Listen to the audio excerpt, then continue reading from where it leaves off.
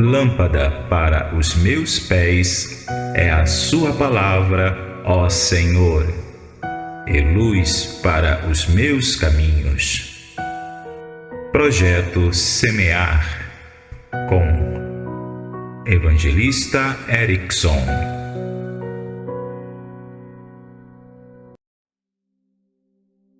Graça e paz.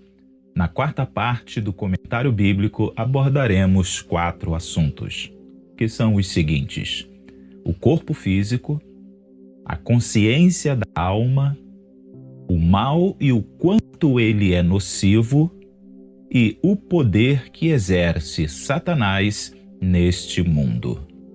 Desde já quero lhe pedir que não deixe de curtir esta página. E se desejar, deixe o seu comentário. E o mais importante, clique em seguir para que este projeto cresça.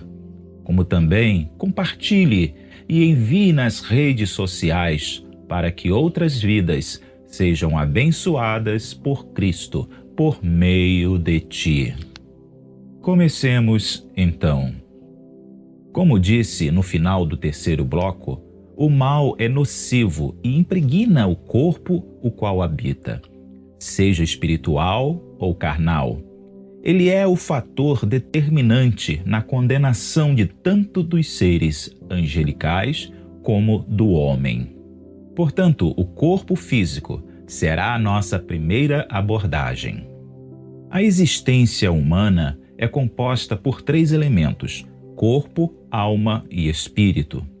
Como também possuía uma inocência pura em relação ao mal.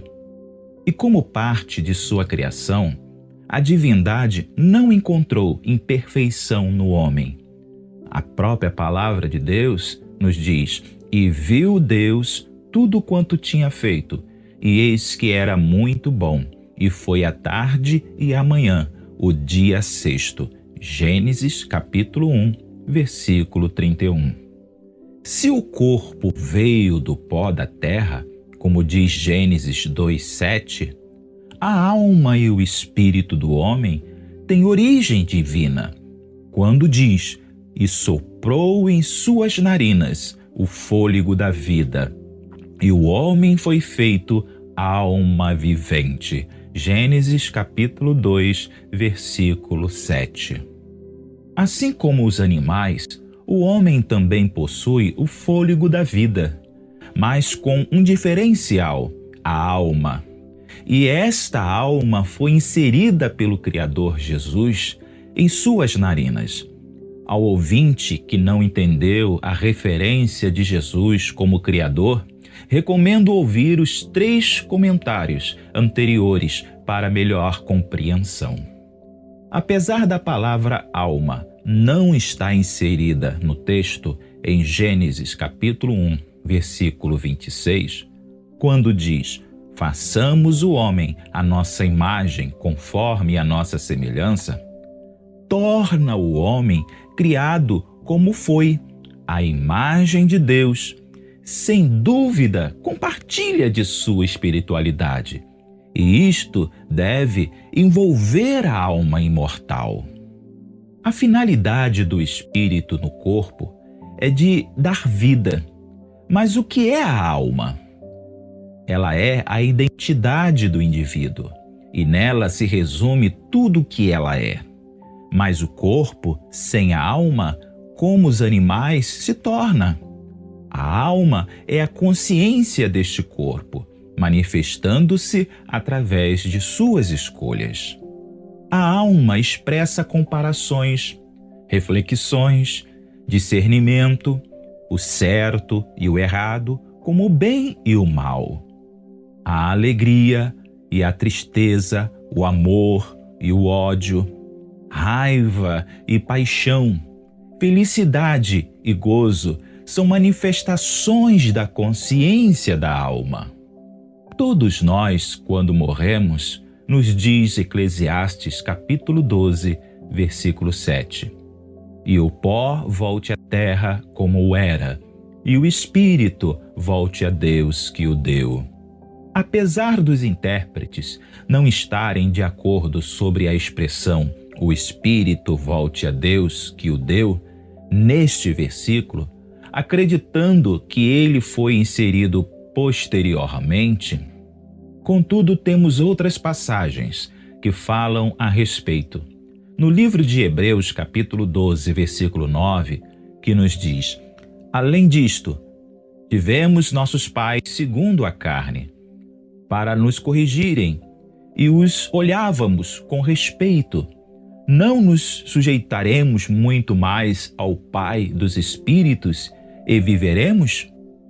Se a divindade se atribui à porção espiritual do homem, pois ele é o nosso Criador e Pai, em outras palavras, o Criador mantém a relação de pai e filho para com os espíritos por ele criados.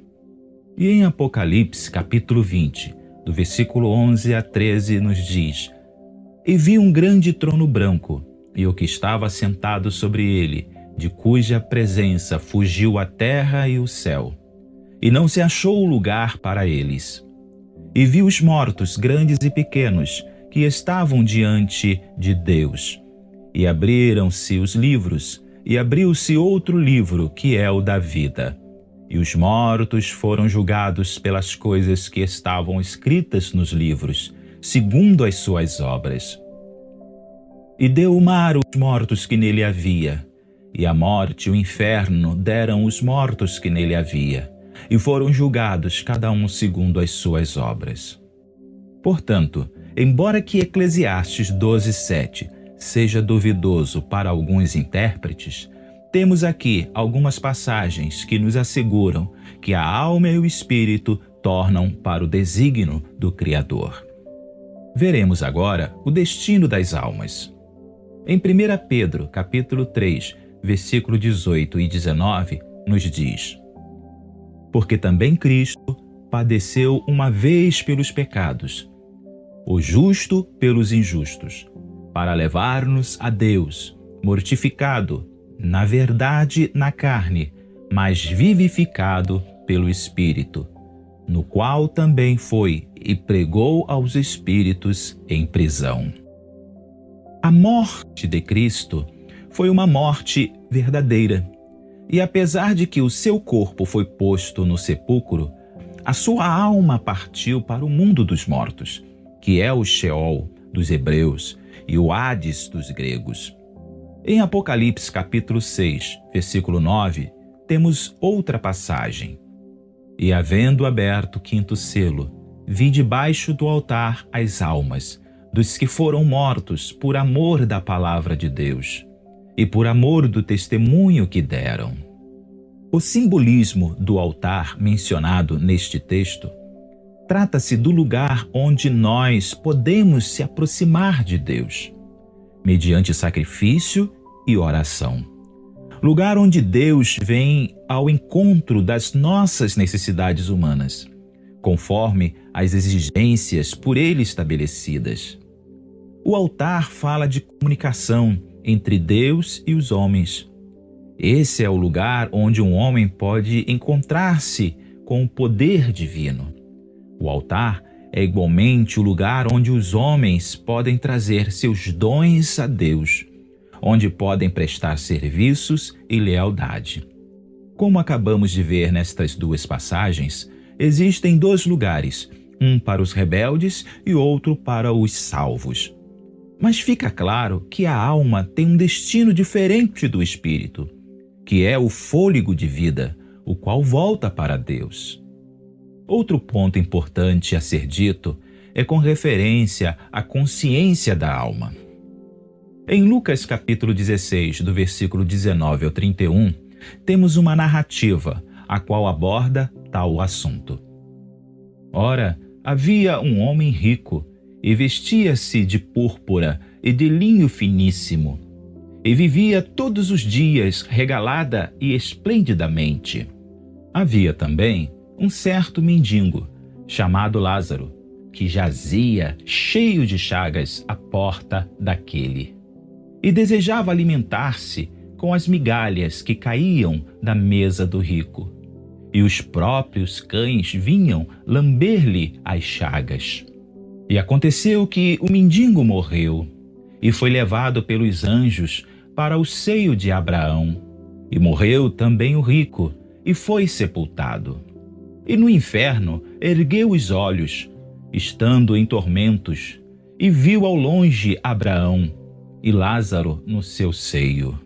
E clamando disse: Pai Abraão, tem misericórdia de mim, e manda a Lázaro que molhe na água a ponta do seu dedo e me refresque a língua, porque estou atormentado nesta chama.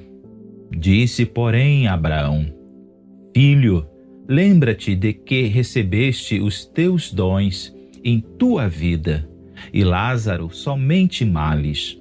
E agora este é consolado, e tu atormentado.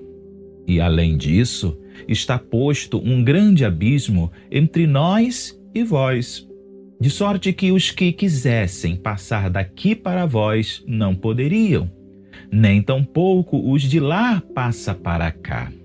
E disse ele: Rogo-te, pois, ó Pai, que o mandes à casa de meu pai, pois tenho 5 irmãos, para que lhes dê testemunho, a fim de que não venham também para este lugar de tormento.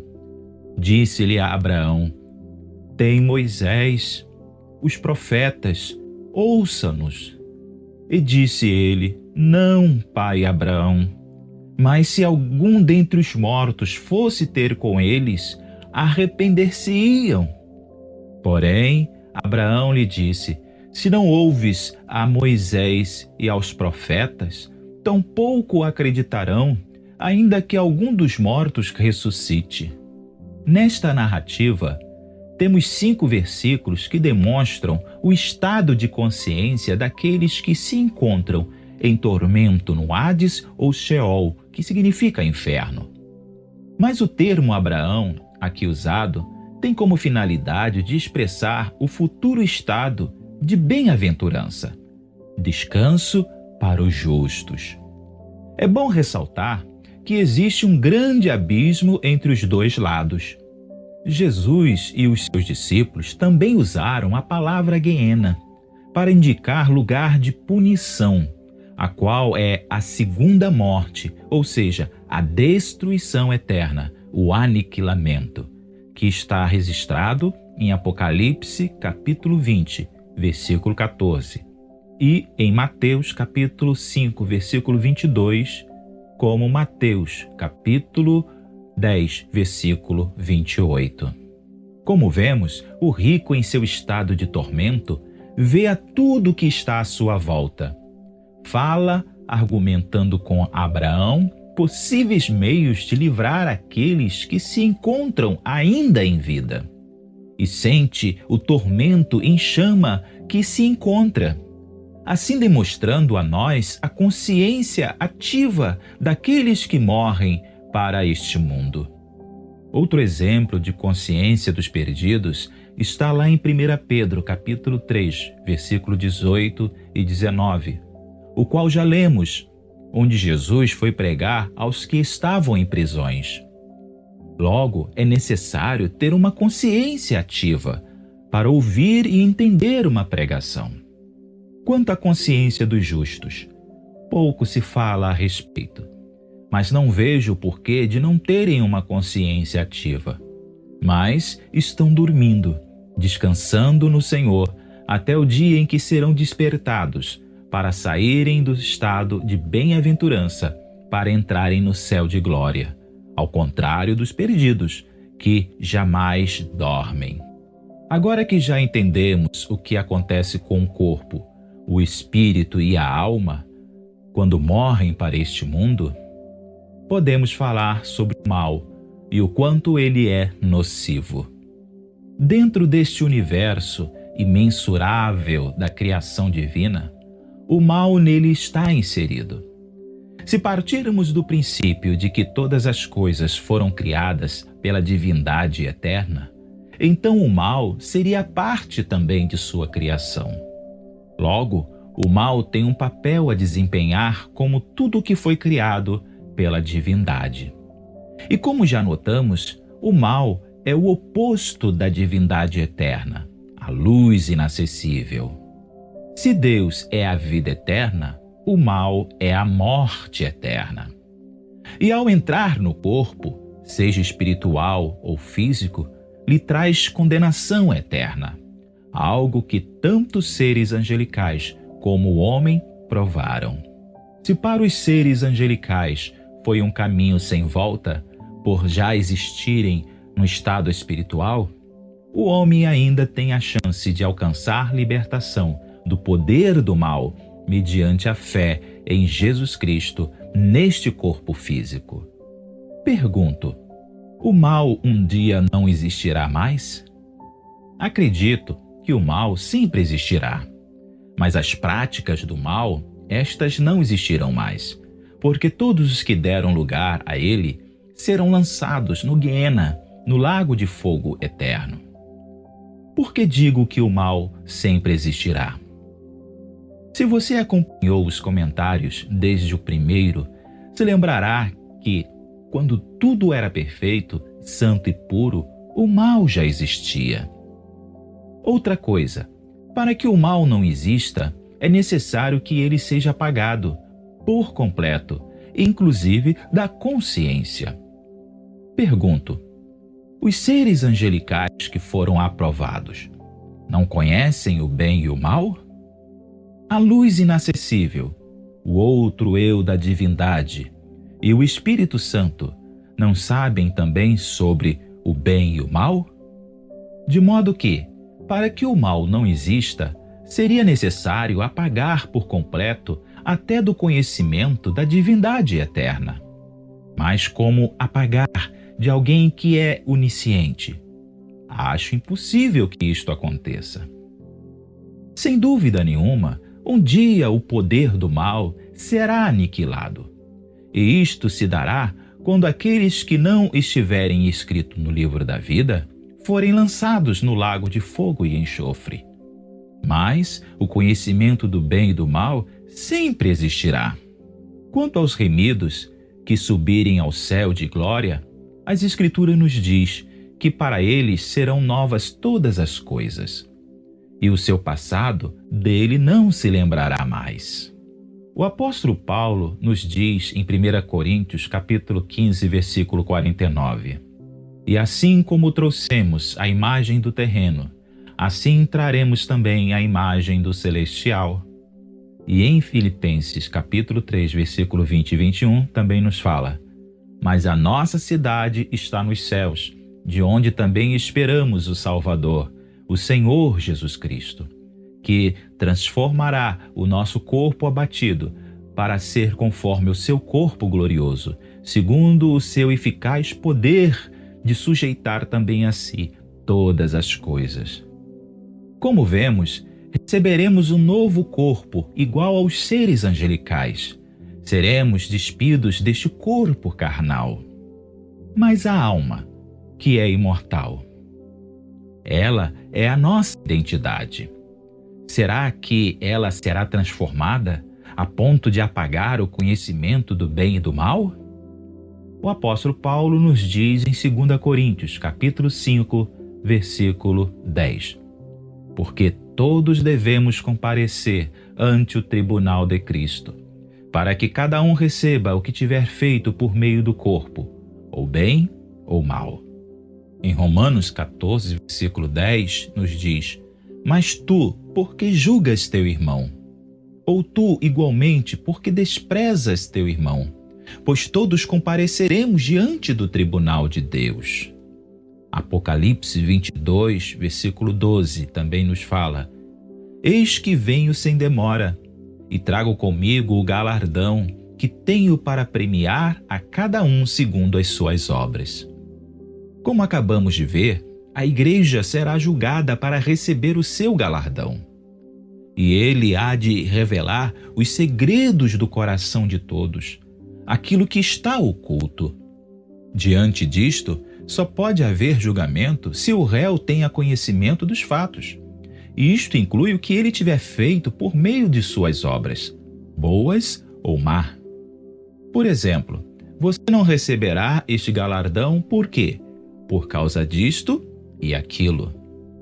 Logo entendo que as almas terão conhecimento do bem e do mal.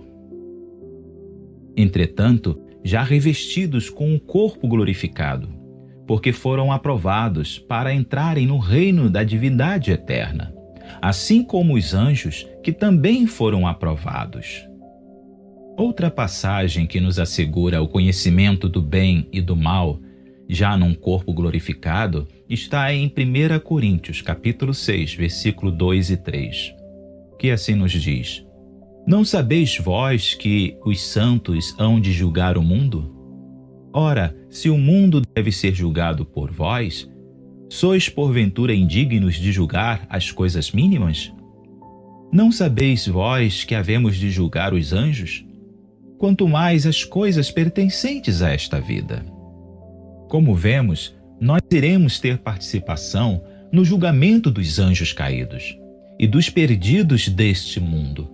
Logo, será necessário ter o conhecimento do mal que eles praticaram. Outras questões a se entender. A permissão do mal por uma divindade soberana e santa, que ao mesmo tempo repudia a transgressão num grau infinito, torna a questão um grande mistério.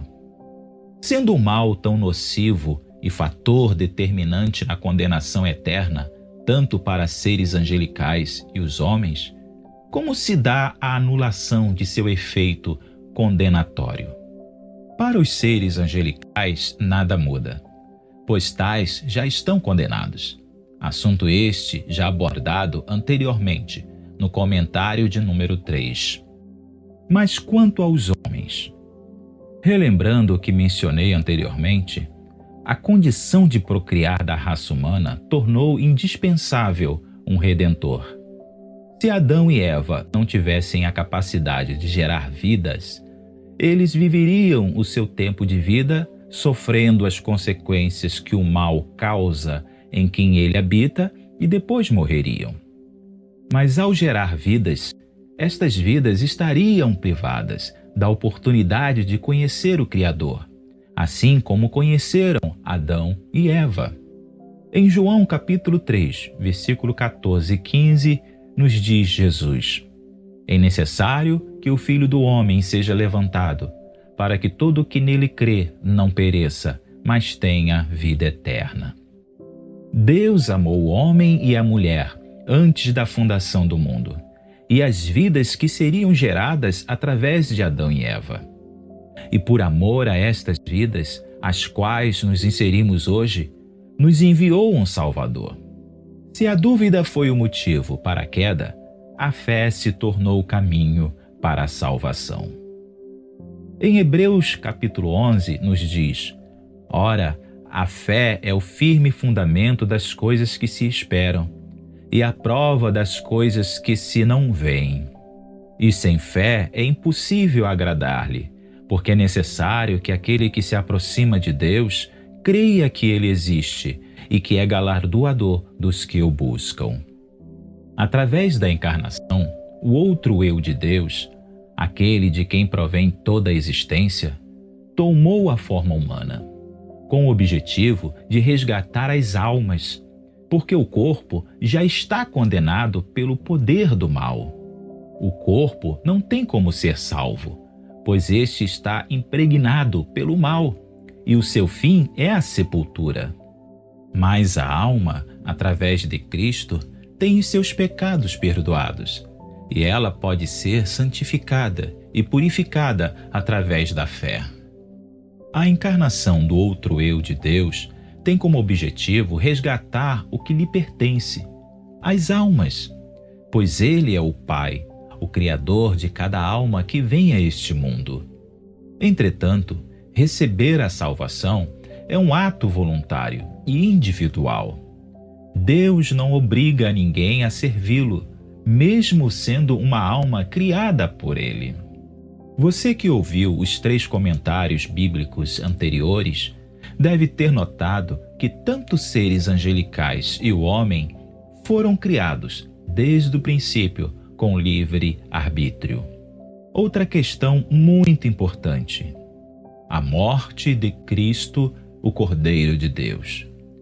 Existe uma ideia que é ensinada durante quase todo o decurso da história eclesiástica, especialmente na Idade Média, que foi do século V ao século XV, e ainda é bastante difundida em nossos dias, onde apresentam Jesus sendo crucificado para pagar com seu sangue a Satanás pelas nossas almas. Para entendermos melhor, olhemos a dinâmica dos fatos. Primeiro, toda alma pertence a Deus, mesmo aquelas que estão em pecado e longe do Criador, porque todos nós somos criaturas de Deus. Satanás não criou nada. Ao contrário, como já falei a respeito, ele é servo do mal e faz o seu querer. A divindade eterna, a luz inacessível, não tem nenhuma dívida a pagar com Satanás, muito menos ao mal, o qual é nocivo. Outra coisa, o diabo não tem poder nem autoridade para ceifar as almas, ou seja, lançá-las no inferno, porque todas as almas pertencem a Deus. A única coisa que Satanás e as potestades malignas fazem é cumprir o papel para o qual foram designados, segundo a vontade do Criador, persuadindo e enganando as almas para o mal. E através do pecar, elas perdem o direito da salvação. Consequentemente, são lançadas no Hades ou Sheol, um lugar de tormento, mas por ordenança do Criador e jamais de Satanás. Quanto aos limites impostos sobre Satanás, abordaremos mais à frente.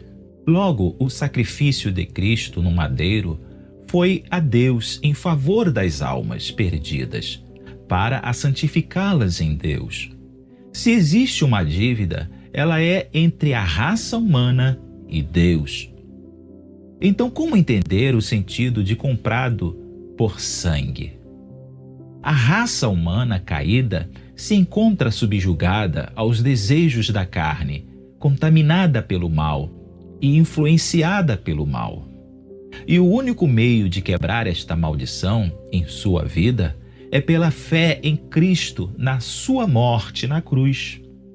E este ato da divindade eterna, a luz inacessível, teve um preço muito alto, porque deixou a sua glória o seu outro eu, Jesus, para se tornar homem como nós, sujeito às mesmas paixões e pecados, onde ele se submeteu a tudo e a todos, e mesmo injustamente o mataram, sem cometer mal algum, por amor a todos nós. O sangue de um inocente foi derramado, o sangue do Deus encarnado, santo e puro, na cruz verteu, para que todo aquele que nele crê seja salvo. Este foi o alto preço que Cristo pagou a Deus em favor dos homens, porque todos nós estávamos condenados à morte eterna, segundo Deus, e jamais a Satanás. Se o pecado nos afastava de Deus, o sacrifício de Cristo na cruz nos purifica de todo o pecado. E sem pecado, não temos mais o que nos prenda ao mal, porque a força do mal é o pecado. Por isso que ele nos dá do seu Espírito Santo, para que onde abundou o pecado, venha superabundar a graça. Logo, se éramos escravos do mal pelo pecado, sem o pecado somos livres em Cristo, pelo preço que ele pagou em si mesmo a Deus. Em Romanos capítulo 6, versículo 17 e 18, nos diz: Mas graças a Deus que, tendo sido servo do pecado, obedecestes de coração à forma de doutrina a que fostes entregues, e libertados do pecado, fostes feitos servos da justiça. Gálatas 3, versículo 13 e 14 também nos fala: Cristo nos resgatou da maldição da lei, fazendo-se maldição por nós, porque está escrito: maldito todo aquele que for pendurado no madeiro, para que a bênção de Abraão chegasse aos gentios por Jesus Cristo, e para que pela fé nós recebamos a promessa do Espírito Santo. Em Colossenses capítulo 1, versículo 13 a 23, nos fala também: o qual nos tirou das potestades das trevas e nos transportou para o reino do Filho do seu amor, em quem temos a redenção pelo seu sangue, a saber, a remissão dos pecados, o qual é a imagem do Deus invisível, o primogênito de toda a criação, porque nele foram criadas todas as coisas que há nos céus e na terra, visíveis e invisíveis, sejam tronos, sejam dominações, sejam principados, sejam potestades. Tudo foi criado por ele e para ele. E ele é antes de todas as coisas, e todas as coisas subsistem por ele. E ele é a cabeça do corpo, da igreja. É o princípio e o primogênito dentre os mortos, para que em tudo tenha a preeminência. Porque foi do agrado do Pai que toda a plenitude nele habitasse, e que, havendo por ele feito a paz pelo sangue na sua cruz, por meio dele reconciliasse consigo mesmo todas as coisas, tanto as que estão na terra como as que estão nos céus. A vós também, que em outro tempo eres estranhos e inimigos do entendimento pelas vossas obras mais, agora, contudo, vos reconciliou no corpo da sua carne pela morte, para perante ele vos apresentar santos e irrepreensíveis e inculpáveis. Se na verdade permanecerdes fundados e firmes na fé, e não vos moverdes da esperança do evangelho que tendes ouvido, o qual foi pregado a toda criatura que há debaixo do céu, e do qual eu, Paulo, estou feito ministro. Como já mencionei, se a dúvida foi o motivo para a queda, a fé se tornou o caminho para a salvação. E a dívida que o homem tem para com Deus, por meio do pecado, Cristo, por seu sangue, nos torna livres da mesma.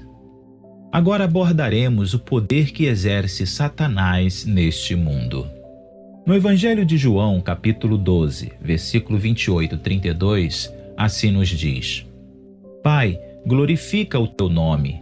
Então veio uma voz do céu que dizia: Já o tenho glorificado, e outra vez o glorificarei. Ora, a multidão que ali estava e que a ouvira dizia que havia sido um trovão. Outros diziam: um anjo lhe falou. Respondeu Jesus e disse: Não veio esta voz por amor de mim, mas por amor de vós. Agora é o juízo deste mundo. Agora será expulso o príncipe deste mundo. E eu, quando for levantado da terra, todos atrairei a mim. Acabamos de ver Jesus admitindo o principado de Satanás neste mundo. Ou seja, o mundo se tornou um território, um lugar cujo governo pertence a Satanás. Porém, embora tenha permissão para atuar neste espaço, o mundo com sua criação não pertence a Satanás. Outro fato importante: seu principado está com os seus dias contados, pois o mesmo com todos os que o seguem. Serão lançados no Guiena, que significa lago de fogo e enxofre, que é a segunda morte.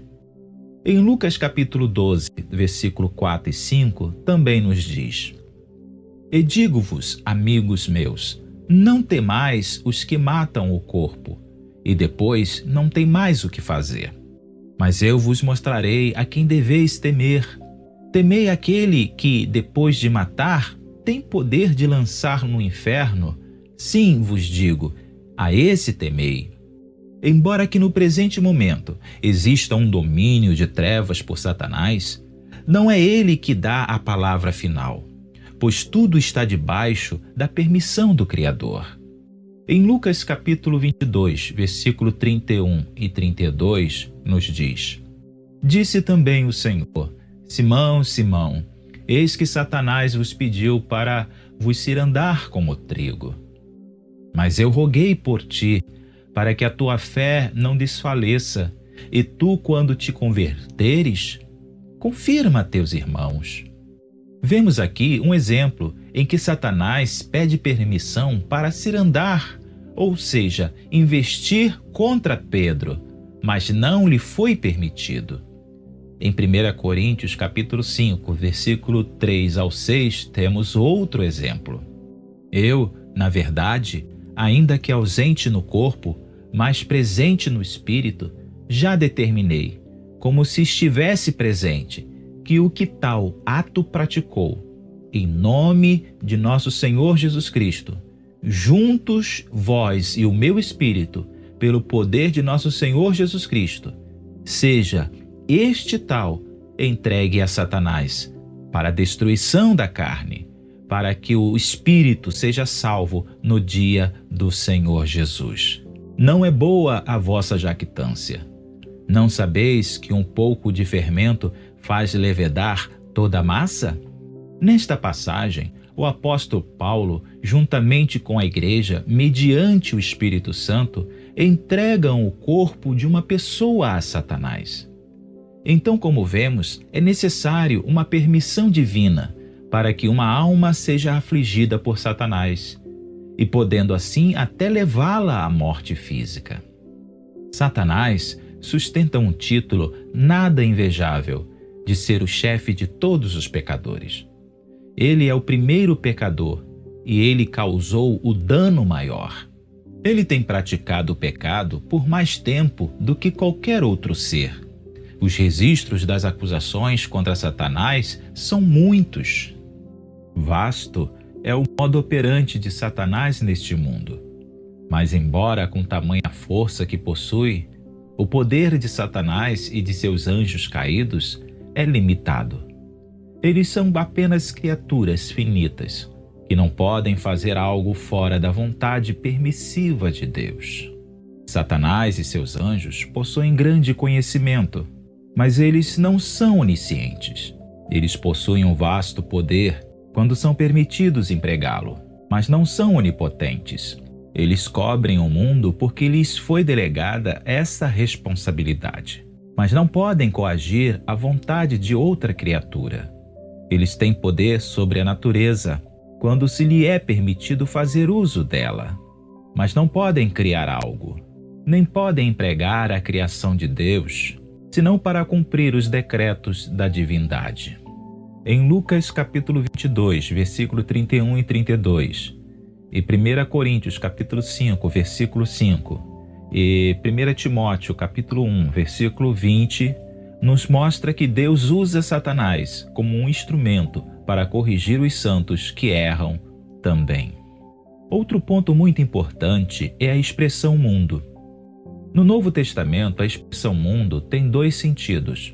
Uma se refere às práticas desta sociedade caída, e a outra se refere a lugar, ou seja, este planeta. Veremos alguns versículos então. No Evangelho de João, capítulo 12, versículo 46, nos diz: Eu sou a luz que vim ao mundo, para que todo aquele que crer em mim não permaneça nas trevas. Se observarmos atentamente, veremos que Jesus veio para aquelas pessoas que creem nele. Em João, capítulo 16, versículo 8, também diz: E quando ele vier, convencerá o mundo do pecado, e da justiça e do juízo. Já nesta passagem, o Espírito Santo convence as pessoas de seu pecado. No Evangelho de João 16, já no versículo 33, diz: Tenho-vos dito isto, para que em mim tenhas paz. No mundo tereis aflições, mas tende bom ânimo, eu venci o mundo. Neste versículo, temos a expressão mundo como sentido de lugar. E quando ele diz, eu venci o mundo, ele se refere a ter vencido o pecado que escraviza as pessoas neste mundo. Evangelho de João, capítulo 17, versículo 14. Dei-lhes a tua palavra, e o mundo os odiou, porque não são do mundo, assim como eu não sou do mundo. Nesta passagem, temos dois sentidos na mesma expressão. Quando ele diz o mundo os odiou, significa que as pessoas o odiaram. Porém, quando ele diz não são do mundo, se refere a lugar. E o mesmo quando diz eu não sou do mundo. Mencionarei outras passagens que você poderá depois verificar, as quais estão em João capítulo 17, versículo 25, Evangelho de João capítulo 18, 36, Romanos capítulo 5, versículo 12, Romanos 3, versículo 19, 1 Coríntios capítulo 1, versículo 21, 1 Coríntios capítulo 5, versículo 10, 1 Coríntios capítulo 11, versículo 32, Efésios capítulo 2, versículo 12, Tiago capítulo 1, versículo 27 e 2 Pedro capítulo 2, versículo 20. Como acabamos de ver, o Novo Testamento, a expressão mundo tem dois sentidos, um se referindo a lugar e outro à sociedade corrompida. Entretanto, no Antigo Testamento, a expressão mundo se refere ao cosmos, ou seja, toda a criação, a qual hoje conhecemos através da astrofísica. Os dicionaristas concordam também que o cosmos significa ordem, regularidade, disposição e organização. Já a Septuaginta, ornamentação, como em alguns versículos, o referindo a tempo e a espaço de tempo. Infelizmente, todo o cosmo é o lugar e espaço do principado de Satanás. Se um dia o homem for a Marte, ali Satanás estará, para levar o homem a pecar contra Deus. Assim terminamos a quarta parte deste comentário. Que Deus te ilumine para o entendimento de sua grandiosa obra. Até breve com a quinta parte que traremos. Se estas palavras abençoaram a sua vida, compartilhe e envie nas redes sociais, para que outras vidas sejam abençoadas por Cristo por meio de ti. Não deixe de curtir e, se desejar, deixe um comentário. E o mais importante, clique em seguir para que este trabalho cresça. Te espero no próximo comentário bíblico. Graça e paz a todos.